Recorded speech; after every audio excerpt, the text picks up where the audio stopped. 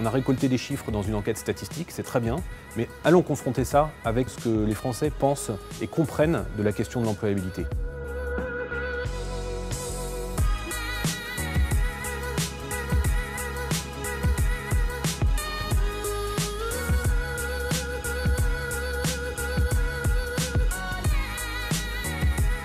On va leur présenter à l'aveugle ce que les entreprises font en matière d'initiatives d'employabilité. On verra ce qu'ils en disent, on verra quels sont leurs coups de cœur.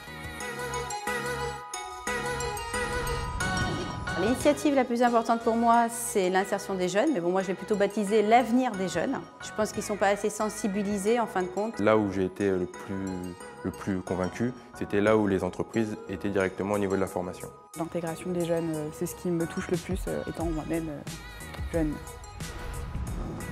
Et je trouvais que c'était une très bonne initiative de la part des entreprises d'aller directement chercher des demandeurs d'emploi chez Pôle emploi directement pour les former, pour les aider à les former et surtout pour les employer.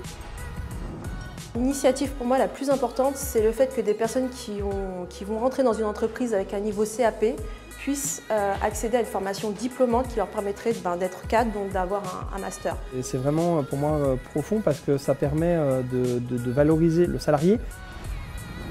L'initiative de toutes celles qui nous ont été présentées qui m'a le plus plu et le plus parlé, c'est en l'occurrence celle qui vise un métier précis qui était le métier de boucher par rapport au Resto du Cœur. On a des chiffres précis sur le nombre de personnes qui ont trouvé un emploi grâce à ça et qui ont vraiment appris un métier précis.